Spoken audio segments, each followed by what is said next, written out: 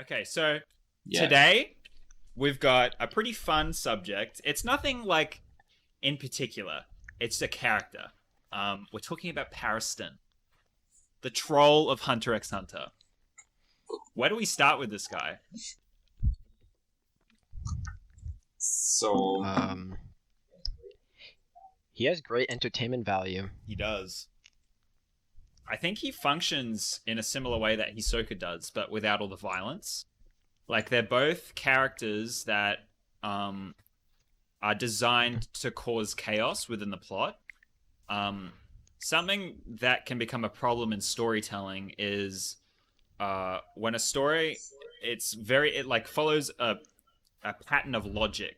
But when it does that, it becomes way too predictable for the reader. So having these characters that you can't predict, like designed to be unpredictable, like Hisoka or Pariston, they're always thinking of like crazy, like out of the box things to do. Like their motivations are like so far removed from normal people's motivations that it just makes them hard to understand and hard to predict. So I find that really interesting in Pariston, just as like a storytelling tool. that's a good analysis, honestly. Thank you. I also say this, right? During the election arc, we have a feeling that Pariston is always up to something, especially through the lens of Cheadle, Jing, and some of the other hunters. However, it's never really shown what he has in store. Like, I mean, there was mentioned there were the 13 or 18 hunters that mysteriously went missing in the past year. However, there's no direct impact of his sinister presence. It's just a gut feeling that I'm pretty sure many others have had, that this guy is up to something. What is he up to? Like, I mean, obviously in the manga we learned, he's been smuggling chimera ant eggs. All right, that's knowing from the chimera ant arc. That's something. Yeah, But that's a scary fact. in the election arc, since I'm just gonna focus on that in this moment, there's no. And now I'm just rephrasing myself. It's just there's no direct impact or no direct threat that he's posing. It's just a sinister presence, and from his unpredictability and overall character. I mean, the way that he dresses so glamorously, the way that he can basically have he can be very charismatic in a way that can be seen as devious. I mean, what if he can use his word? I mean, it's shown through him winning getting so many votes. It's just he's playing the game of politics, right? He's telling people what they want to hear and to manipulate them into doing his bidding, which I think in that arc really fits the tone and mood that Togashi was trying to put or trying to write in. And I think he is a great character. And even though we don't actually know of his Nen, because if he's vice chairman, he's obviously has to be somewhat powerful in the world of Nen. Yeah. Like, let's be honest. I'm pretty sure he's like, a Zodiac. No, I'm not strong. Yeah. No, I'm not strong at all. He's like trolling. Oh, I'm so weak. I'm so weak. Yeah, exactly. Hurt me.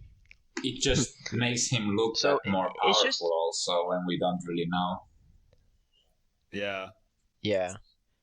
Yeah, his now that you're mentioning it, he's a very mysterious character. Like, we don't know the depth of like what this guy is capable.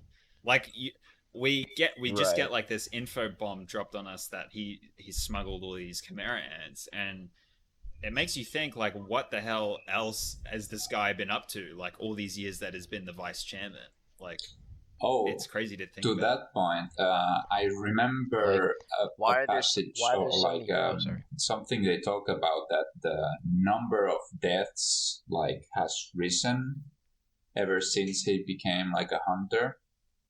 Like the number of hunters that end up dead. Monka. Yeah. So I don't remember exactly what the conclusion to that was, but or if there was any, but definitely he's more dangerous to the association, like in terms of how many hunters end up dead. I can't remember if that was because he started introducing policies where hiring temporary hunters became like much easier. Could be. And because of that, their inexperience gets them killed like way more often than normal hunters would. I don't know if it was like something to do with that or like if he was directly killing hunters, but either way, his in it to mess things up. Yeah, it could. I think in order to think of this more clearly, we should think of it through his lens. He has openly stated that the way that he demonstrates his love and appreciation for something or someone is by to completely destroy it, ruin it, just completely just screw it up, essentially. Yeah, which I mean, he implies he loved the chairman as well. His whole point of the election arc was to not win the election. It wasn't to lose the election. It was just to piss off Sheila because he knew that she wanted to be the chairman. Yeah, he was exactly playing. He was toying with her really hard. All right, let us not forget the fact that Netero only signed him up for vice chairman because he's quote unquote fun. Or no. All right, let us not forget that. Was it the thing, like, he can't stand him, so that's why he made him vice chairman or something like that? Yeah, it's the same fact. It's the same reason why Beans is Netero's secretary, or was his secretary. It's because he could not stand Beans. Oh. Is that true? No. If I remember. Wait, really? Am I misremembering? I think that's Pariston. It's probably Pariston. It's Pariston, or it involves both of them. So if it doesn't include Beans, I deeply apologize. I don't think it does. Beans is pretty neutral party. Yeah. He's true to the association. Yeah, very neutral. He is like the association mommy. Like heart of the association. Little green goblin man. It's a little bean. I think I'm not sure if this is how you would phrase it, but like the meta implication of Pariston as a character is that Togashi knows the concept of trolling so much that he's able to transform it into such an effective character. And if that's the case, is Togashi an internet troll? Like, I feel like Pariston is like proof enough as a character that I totally imagine Togashi being like some crazy internet troll based on how he writes him. I mean, he must have I think it's a really funny implication. What's that? I mean, he must have thought about it at least. Because it shows. But don't know if he really was a troll, if he ever had the time for that. Who knows? I have the feeling he totally is, because he's like a gamer as well. Togashi the gamer. Yeah. Hey, he is a gamer. Let us not forget. Yeah. Dragon Quest 2. People used to joke a lot more about that, but nowadays it's kind of quieted down, that joke. There's these. Yeah, I feel like people are kind of starting to understand. There's all these people who play games for millions. Yeah. The people are realizing, oh wait, not all people that play video games are fat guys who live in their mom's basement. But there is that picture, like, where he's just sitting in the middle of the room with a bunch of garbage. Yeah, that's... playing games. Well, I guess he may be an outlier then. Quite infamous to his name, unfortunately. Yeah. It characterized him in a very negative light for a long time. I think it still does, honestly. It still dirties his name quite a bit. Yeah. Interesting note about like Togashi as a person. There's one of his assistants made like a comic series about working with Togashi. I don't know if you guys know about this. Yep. I forget the name of it, but it exists. I encourage the viewers to go seek it out if they've never heard of it. It's a pretty interesting read. I'm not sure if all of it's been translated, but I do remember some of it was, and it was very enjoyable. Yeah. So yeah, there was actually not so long ago. I remember. Wait, hang on. I think I have it somewhere here. It was Hunter Yu Moon, an old member on the Reddit. He posted. I'm trying to see if I can find it. Here it is. it's really funny because, like, oh, go ahead. Yeah, go ahead.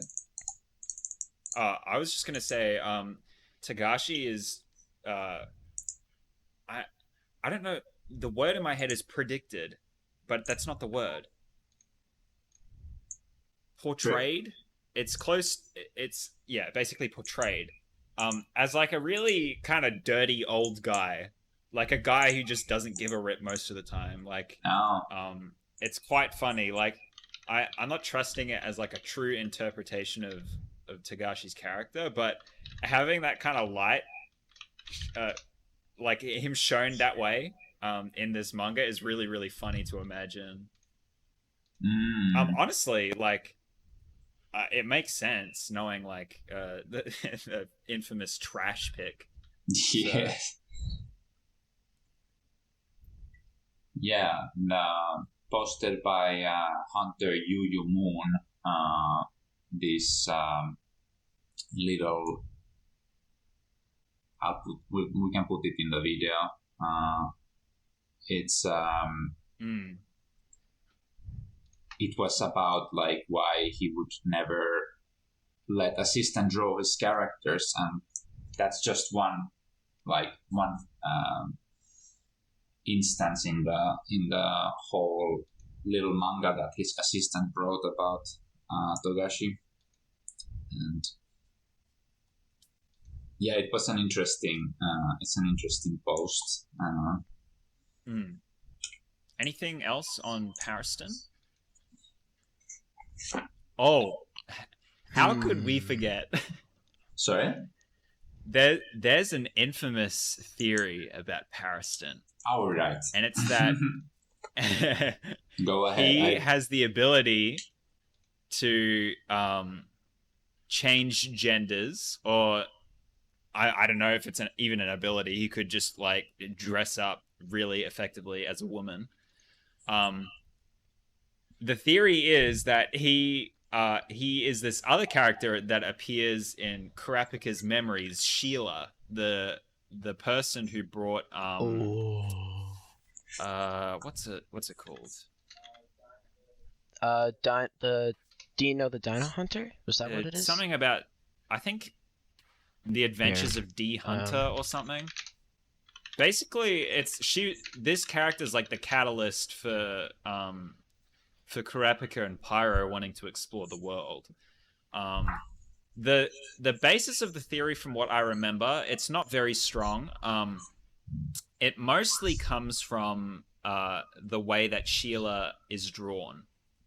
It's very, very similar to Pariston in terms of like facial features, and I think there might have been a couple extra things that that kind of connected this theory together, but they're not coming to me right now.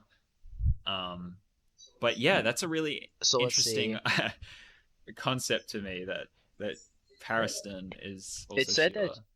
It says here in the Hunterpedia that Sheila is the woman who found the Kurta clan, who was found the massacred Kurta clan 6 weeks after Kurapika left the forest. Is that true? Yeah. Yes. Sheila was the one who found out. She is the one that found the Kurta clan slaughtered, by the looks of it. Okay. It's presumed to be. It's not confirmed, but presumed to be.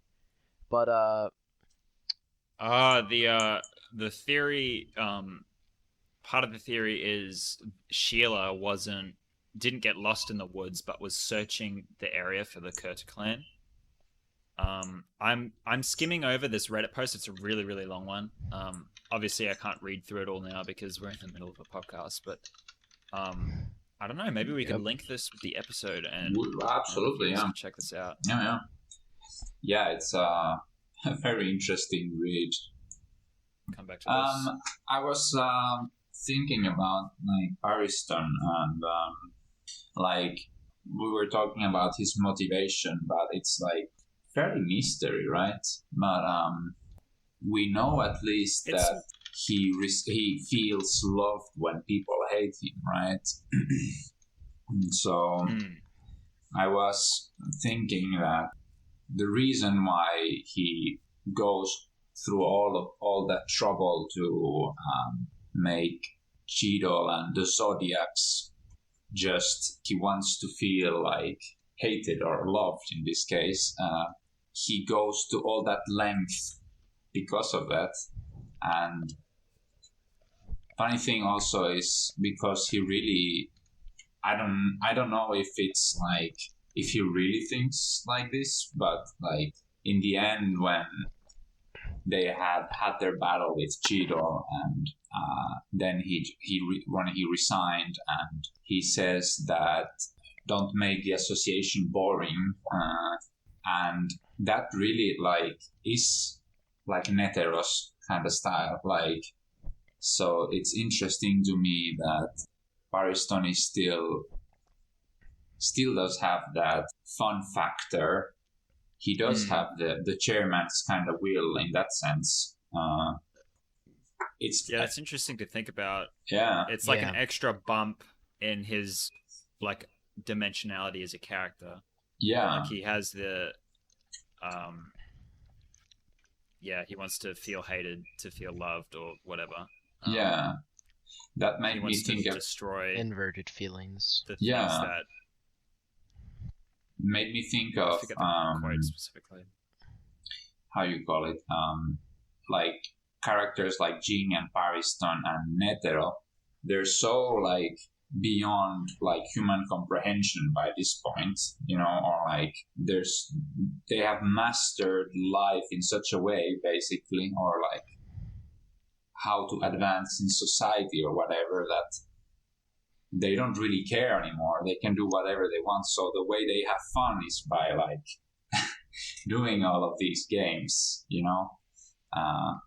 Messing with the rules. Yeah, messing with the rules. And yeah, it's a fun, really fun concept. And it makes them look like really out of this world characters, like super strong in a way that they can just manipulate everything to their wishes, kind of.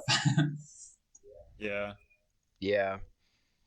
I mean, on a quick funny note, before we go back to that, remember when we thought when Hisoka wanted to fight Netero? Really funny. Yeah.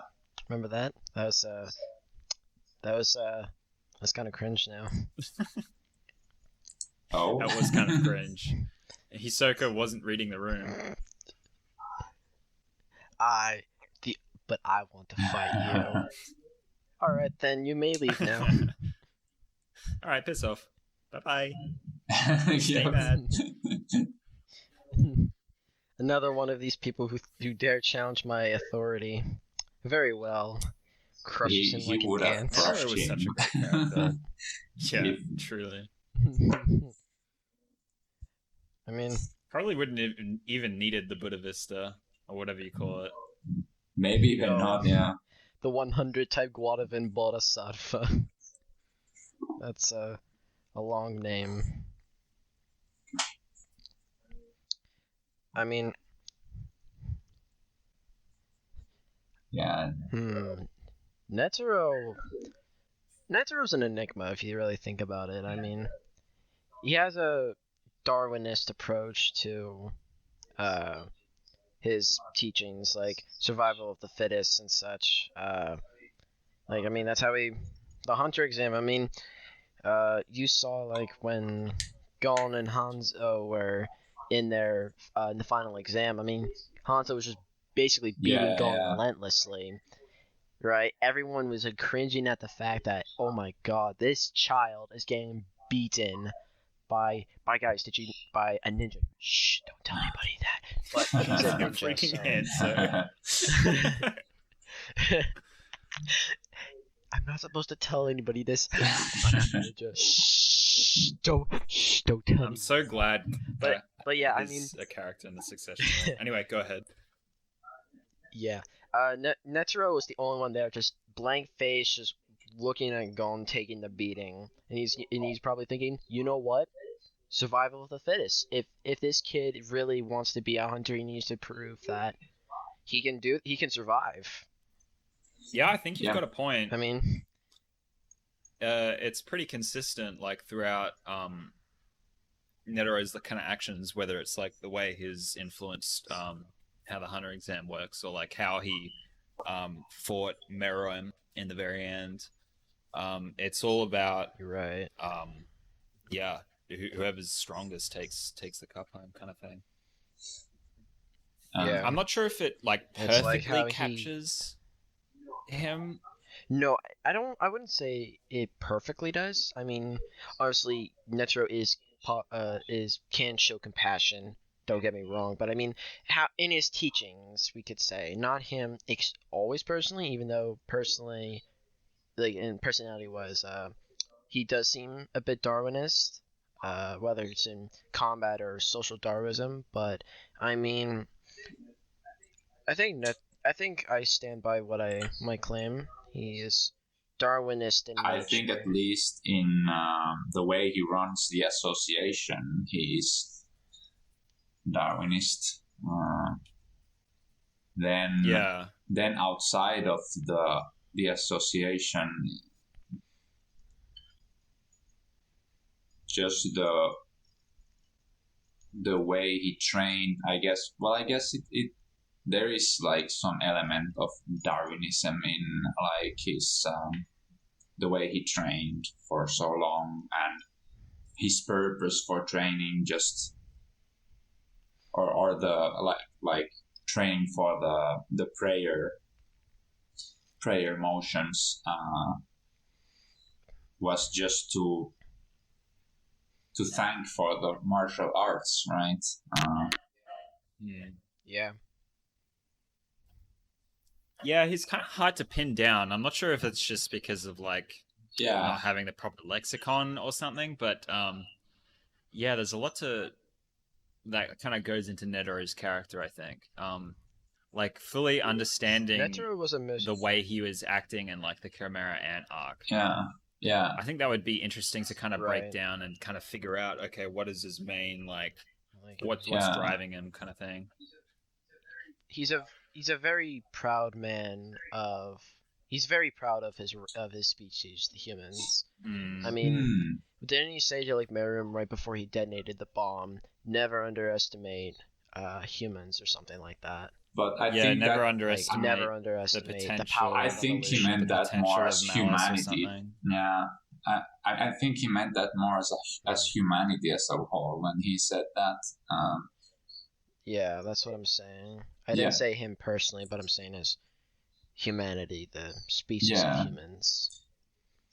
Because I mean, Netero nothing was really revealed about him until the Chimera Ant arc. I mean, we saw him in the Hunter exam. He just seemed like a kind of like a goofball that ran the association. Yep.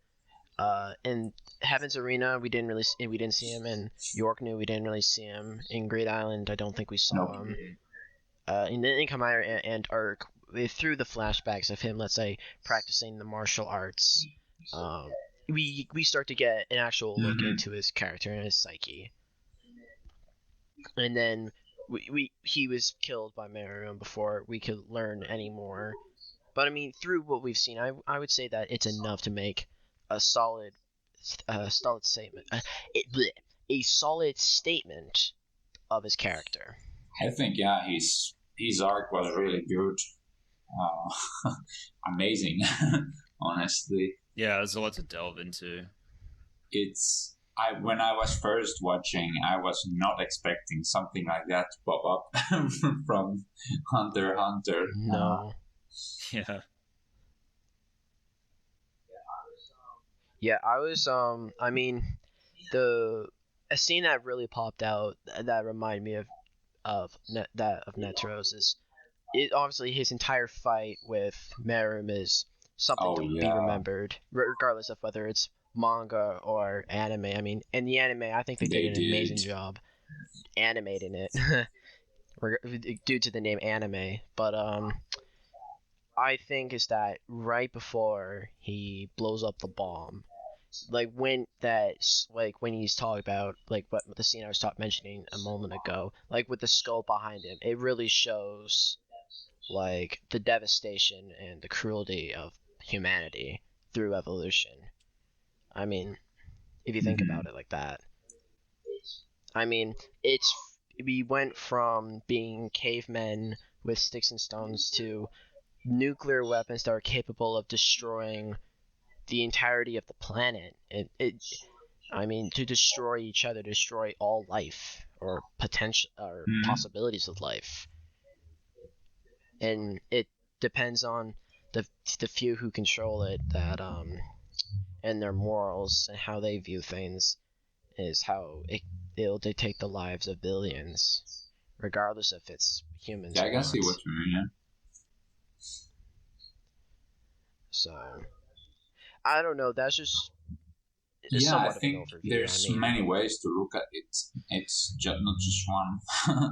Like, it's I mean, that's just one perspective. It's a pretty deep thing, honestly. That's the point. But that, to me, that's what's interesting about it. That it's the subject is so interesting that it can produce all of these different thoughts, all of these different perspectives into it. I think that's when you hit gold with a subject or like with a. I mean, there's a reason why the Chimera Ant arc is known as one of the best arcs of all time. I from what I've heard, isn't it very, very highly regarded across a lot of shonens? I don't know. The people who like it regard it super high, and then there's people who really don't like it. But if you ask the people who do like it, they think it's like one of the best arcs they've ever seen. Yeah. Fair point. I do agree. It's especially like the emotional payoff at the end of the arc is unlike any other series. Well, most other series. So I will say at the very beginning of the arc, I did not like it. Yeah. But that was because I did not know what was in store. Yeah. The overall like Golden Stark transformation, the Royal Guard and Meruem, the rest of the extermination team, Killua, all of that coming together right at the end. Yeah, absolutely. It definitely changed my opinion of it. Yeah. I think I was very similar. I was just gonna say, like after experiencing that, like at the start of the arc, being like, I'm not sure if I'm really into this yet. Like it was kind of a slow burn, and then it ending up in such like an amazing spot.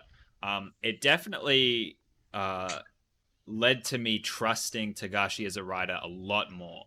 So for stuff like the election arc, where it's just like there's hardly any action, it's all like political, and then now the Succession War arc, it's like he's introducing like a ton of characters that we don't know, and there's just like a bunch of like very, very original ideas, stuff that you normally wouldn't see in a story, and stuff that you may question if you were just coming into like, if you're treating like the Succession War as like a completely new story that you just like start there and start reading. Like you wouldn't, I don't think you would read through that. It's like introducing a bunch of stuff at a really alarming rate. And it's got like so many characters. Yeah, you'd think like this person, I don't think this person knows what they're doing. Like they're digging themselves a grave writing this. But after experiencing the Chimera Ant arc, it's made me go, okay, he knows what he's doing. Just let him do his thing and he'll figure it out. He'll do something cool with it.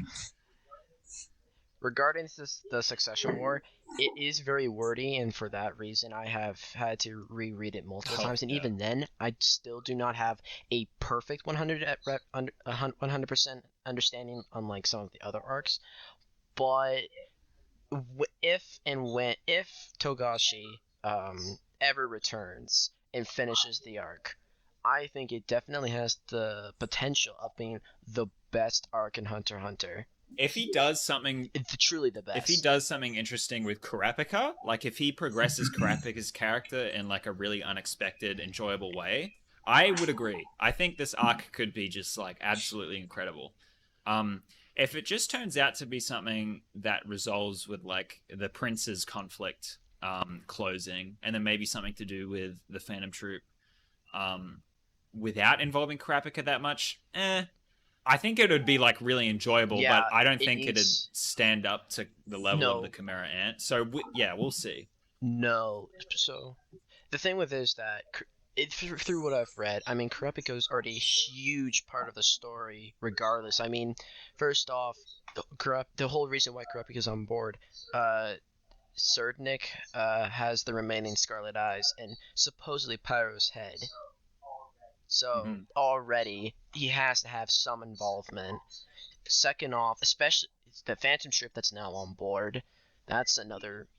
Basically, the two goals, the two whole life goals of Kurapika, right there in his grasp. If he does not do anything with that, and basically just leads, let's just have Serdnik win the Succession War. He's now the new Emperor of the Kakin Empire. What the fucking do? All right. And he doesn't have any kind of resolution, like, even if it was to, let's say, have Kurapika killed. Like, he tried to fight Serdnik and the Phantom Troop, but he just could not win, and he died. Alright? At least he did something with the character, like, at least you could say, if he died, you could say, okay, the rest of the Scarlet Eyes, he has hidden in a place where it will not be found, and so at least part of his goal is somewhat obtained. And let's say if he dies, Hisoka is able to kill the majority of the Phantom Troop before he's killed by Chrollo, for example. This is just one possibility. Of course, I doubt from the great mind of Togashi that it would not go exactly like this, but it's a possibility, nevertheless. I love the reverence we're placing on Togashi, like the way we speak about him. Like, he's like a god to us. No, but he is. Hey, regardless of based on of the works that he has created, he somewhat deserves it. In my personal As opinion. A writer, absolutely. Very, very. Yeah, I mean. So yeah, I mean. Based off how the Succession War has been building, I think he definitely does have something in store. However, especially with a 2-year-long hiatus now, it's a bit tricky. There's so many different variables regarding the princes, Kurapika, the Phantom Troop, Hisoka. I was going to say Gon and Killua, but they're not on board. The Zodiacs, beyond Netero, the man who's taking them to the Dark Continent, and all those civilians on board who are still not getting to the island right before the Dark Continent, it leaves a lot to be desired. Yeah, I think you're totally right when you said everything that Kurapika, like, all of his goals are all in, like, the one place. Like, the eyes, Pyro's head, all of, like, the catalysts for, like, crazy story arcs, or, like, his final goal is right there. I think you're right that we're probably going to get, like, a really killer wrap-up to Kurapika's arc, or, like, a really killer arc, not even a wrap-up. Like, we could get more Kurapika in the future. Yeah.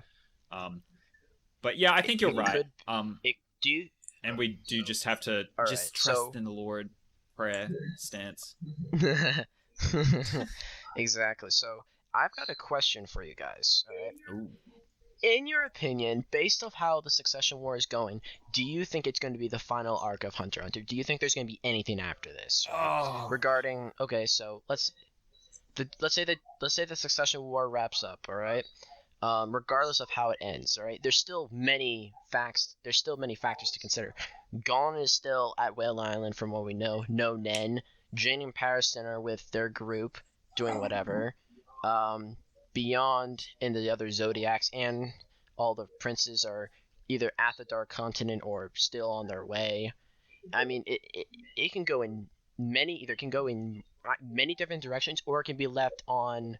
It could be like a closing act, a closing arc, and then let the readers and potential theorists come up with new ideas of what would happen in the future.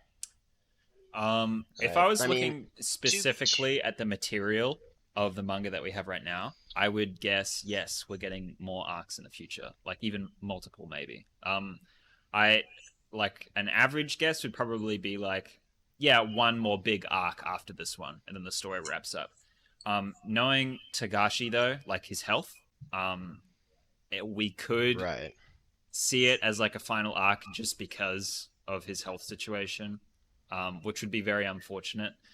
This is like the perspective of most doubters, I think. People who are more likely to doubt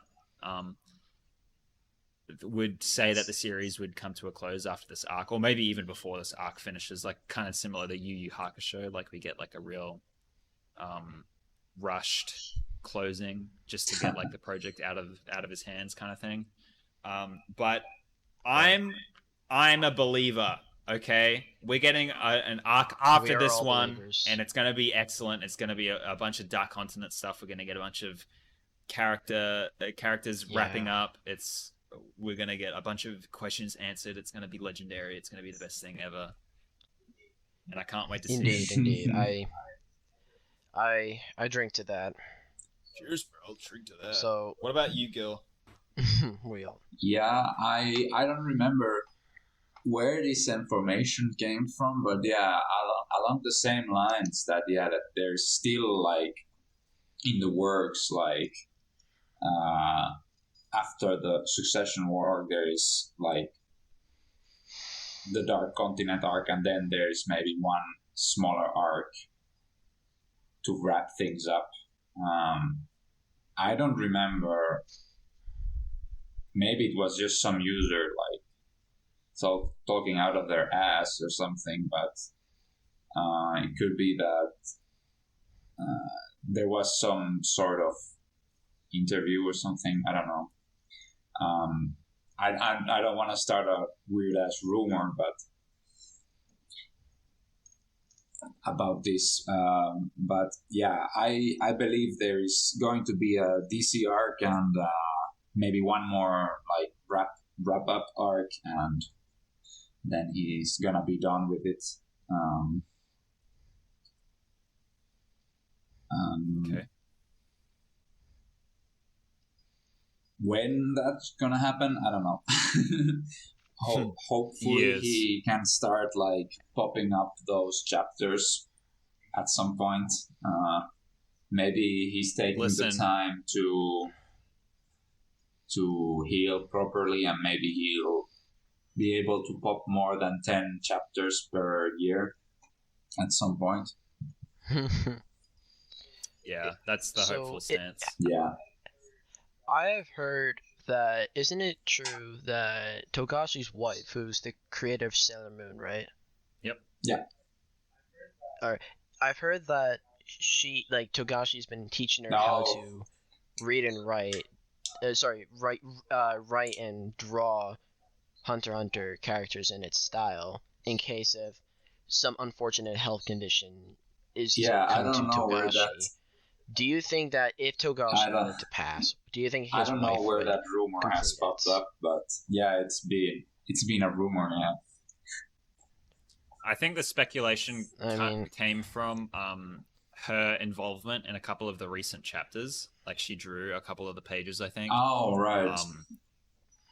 And I think people were starting to speculate, like, oh, Togashi's training her to draw Hunter, which is kind of funny. But if I was to be honest, like, I wouldn't mind her drawing it. Like the pages that she did, or like supposedly did, were like really amazing. Like just spot on, so good. Yeah.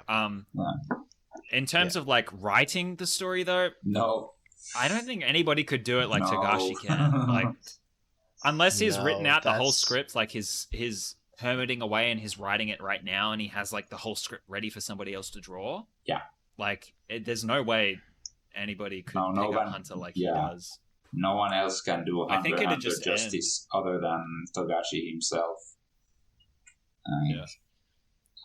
It'd probably be like the fans picking it up, like doing their own interpretations or something. Yeah.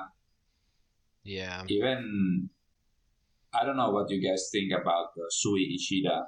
Like draft or the one shot kind of thing. Hisoka's backstory. The Hisoka one shot, yeah. Sorry? I was just saying the Hisoka backstory. Oh, yeah. I don't know what you guys think about it, but it's pretty different. You can feel the difference. Like, oh, yeah, dude. Perfect example. Yeah, like of writing style between Togashi and someone else. Can I give... No, go ahead if you have Oh, I was just going to say, when you say different writing style to Togashi, I immediately think of an example or two of where that is definitely true. Do you guys know of the movies Hunter x Hunter, the Phantom Rouge, and Hunter x Hunter, The Last Mission? Do you guys know of those movies? The sacred texts. Guys. Do you guys know of Alm? Apparently Evil Nen? Do you guys know about that? Alright, completely canon. I have that in real life. Guys, before my coffee. I see, of course. Guys, remember the big bad antagonist of The Last Mission? His name was Jed. His name was Jed? Jed. Bruh. I knew a kid named Jed. Jed. I've never watched the movies, and I don't plan to. Okay, the only good part of the movies was Kurapika's backstory animated. Yep. That was it, though. That's cool. All right, and that was taken from Togashi's writing. So the only good part was Togashi's writing. Yeah. So we love it. We love the Hunter x Hunter movies, right, guys? We love them. No haters here. Yes. Bailey, Koga, you better say yes. I just did. Do you like the Hunter x Hunter movies? Okay, good. I want to make sure. Listen, I only got through like the first half of the one that has the train that's about to hit Killua. That's like the only detail I remember about the movie. The non-canon train. That's an infamous joke in the Hunter community. The Phantom Rouge, which is basically Okage, the Omokage, I think his name was, the bad guy. He was like, apparently he was like a puppet master who he could, if he stole your eyes, he could basically create a puppet of you. So Kurapika had to fight evil Pairo, and yoink. At the end, do you mind if I spoil it? I don't mind. Go ahead. I don't mind. Care.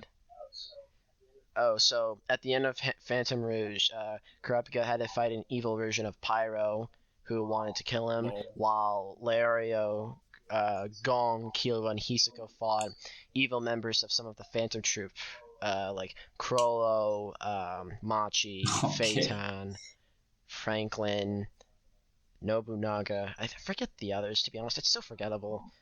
Omokage himself was just a total bitch, alright? Total subpar villain, alright? He's not like Hisoka. He's not the Phantom Troop, even though he was a Phantom Troop member. He's not the Chimera Ant. No. Omokage was apparently the original fourth member of the Spider. The spot that Hisoka took. So ruined! So that was really memorable. Don't ask me how I remember this. I decided to watch this on a Thursday night. To be honest, and I gotta say the worst part about it was the end credits, in my opinion. It was so stupid on how it was, alright? So basically, it showed, obviously it's the end credits, right? So it's like playing music, you're so happy that they defeated Omokage, he got wrecked, burned in a fire, but no. Like, right? So what it was is that it showed, like, the obvious characters like Gon, Killua, Kurapika, Leorio, but then it showed characters like Bisky, who was not... So apparently this was, just for some context, Phantom Rouge took place right after York New, but before or after Great Island, so way before Chimera Ant, right? And then it showed like a thing of Kite, like normal Kite. Yeah. So he wasn't in the movie, so what the fucking do? And then he showed Jing. Why? All right, that was. I don't know, but it pissed me off. I bet. It's like, oh my god, this is so canonically wrong. You are Oda, Hunter character. Me. Wait, who are those characters? I've never seen them before. Right, yeah. It's like a spoiler almost. So I rate that movie like 6 out of 10. All right, terrible. That's above average. That's a good score. 5 is an average. Wait, really? What? No. If you look at a 1 to 10 scale, based off like school grades. School grades, like 85 is an average, and then anything above that is higher. Well, right? okay, so it'd be like average for children who are educated to all score like at around the 80 range. But if you're scoring like something on a purely quality scale, okay, fine, a movie, okay, it'd be like 5 would be the middle. Fine. Oh, yeah, okay then. So I would rate Phantom Rouge like a 4 or 5 out of 10 then, if you want to say that. I'd rate it like a 2. But okay. No, have you seen The Last Mission, man? No, I haven't. Okay, Koga. You have not okay, Koga. You have not seen The Last Mission. Alright? If you think Phantom Rouge is bad, The Last Mission is worse, alright? Oh damn. I want the three of us to watch The Last Mission together in a Discord watch party sometime, and we're gonna watch and react to it. Alright? Unironically, alright? Are you guys free today by any chance? Because I don't have work today. I'm not free today. I was gonna say that's like a Halloween movie because those movies are like scary how bad they are. Yeah. Alright, so listen, alright? We will get together, alright? And for the next podcast episode, we'll have a short part where you guys are going to explain your thoughts on The Last Mission. Oh, let's do it. Right? That's a great idea. Alright? Exactly. I'm going to show you guys the 2 Hunter x Hunter movies. Oh, also, if we're going to do that, should we watch the Hunter x Hunter musicals by any chance? Let's not overdo it. I don't think I can take that much cringe in 1 week. I think the Hisoka stance. Let's Hisoka oh stance? God, dude, my soul is dying. Dude, we love it. We love it. Yeah, dude, we'll watch it this week. Let's watch The Last Mission this week, and then we'll offer some kind of like critique on it next week. Of course, because by the way, I decided to watch The Last Mission on a Tuesday night at about 1 a.m. my time. Cursed. And it sapped away an hour and a half of my life. I honestly felt like I was using Emperor time for the entire night because I felt so drained of emotion. Damn. Alright? I'm scared now, man. Alright, it was... If you think the Phantom Rouge was bad, you will think that is the best movie after watching. Okay, is it the Phantom Rouge or the Phantom Rogue? Oh, Rouge. I gotta point it out. Shit. I think. Okay, so listen. So the reason why I say Rouge instead of Rogue, it's because it references Kurapika's scarlet eyes, which another word for scarlet or red is rouge. Rouge means. And it references his eyes. Like he uses Omokage steals Kurapika's eyes to use for like scarlet eyes on Pairo. I see. So it would make sense. I think. And then you know what's funny? They put him on the main Kurapika on the main cover, so I thought it was like, oh yeah, it's gonna be a Kurapika movie. He's gonna be fighting with Gon, Kyo, and Lara. No, in the first 5 minutes, Kurapika gets his eyes stolen by a fake Pairo, and then he lays his bed with the eye seam for more than 85% of it. And then the last 15 seconds, he somehow regains his eyes, and you know what? He then goes and defeats evil Pairo and then uses chain gel on Omokage, so we love it. It's Nen, okay. Very, very informative movie. It was Nen just connecting the dots, okay? The Nen ability, it takes the eyes, and then when you defeat him, yeah, that's what I'm Nen saying. puts them back, okay? No, it's not when you defeat him. It's when you did. No, you could. No, he had his. Wait. Yeah, wait. I'm stupid. I forgot. No, it's when you defeat the person that stole your eyes. So like the creature that has your eyes. Oh, okay. Yeah, I see. So what it was is that it was. Oh wait, in the last scene. Oh, I remember it now. Okay, so the last scene. Okay, no, wait, no, blindfolded. Don't spoil it. Let's just watch it. I'll give my thoughts on it. Oh wait, I'm talking about the Phantom Rouge. I'm not even talking about. Oh, okay. The Last Mission. I didn't even finish that movie. No, I don't know if I mentioned that, but I watched like half of it. Bro, you're not missing too much, bro. You're just seeing Kurapika with a bunch of IC fighting with the wooden swords, the Boken swords. I'm pretty sure that's how you pronounce it. So, Kurapika fights Pairo, Killua and Gon fight Illumi, well, Shadow Illumi or whatever the fuck, and Leorio and Hisoka take on the Phantom Troop. Well, half of the fans of Troopers should say. So, yeah, Omokage, probably one of the second worst antagonist in Hunter x Hunter if we're talking about canonical and non-canonical. Wait, who's the worst? Jed. Oh, okay. I didn't want to say anything, but he's the last mission. Yeah, don't speak his name. Dude, you will love him. You will love him. You will love he. So you guys know the guy, Baltimore, the he should not be named. Well, that's just a lie. That Baltimore was just a cover up for the name of Bruh. Sorry, I couldn't say it. I got censored there. I couldn't say it. It's cursed. I'm sorry. Yeah, that I don't think my brain was capable of like processing that word. It's something weird happened. Yeah. I kind of got a fright. I think that's a good place to end the podcast for today, fellas. I think so with too. a Yes, so Hunter movie curses on our ears.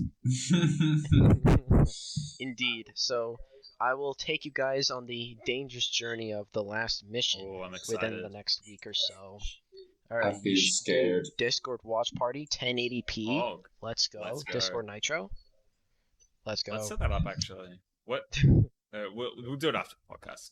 All right, wrapping it up. Guys, if you enjoyed this episode, leave a like, subscribe. If you didn't enjoy it, leave a dislike. I don't care. Screw off. Please do. What do we talk about Please today? Excuse him. That's just the Australian way of saying. So we talked about Pariston. Yeah, leave your comments on Pariston. Is he Sheila? We talked about the Dark Continent. Yeah. Below. Leave your thoughts on Netero. I will be taking Koga and I'm going to be taking these two on a cursed journey. So please, can we get some prayers for them in the chat? They need it. Somebody help me.